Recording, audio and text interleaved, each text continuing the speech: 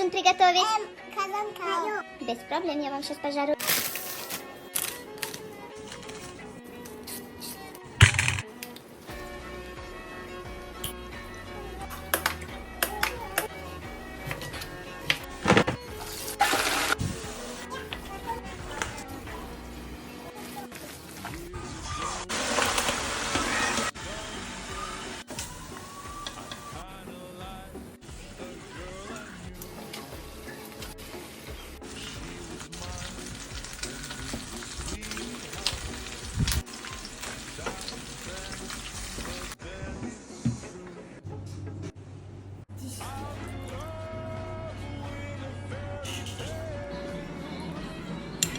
Бellissimo.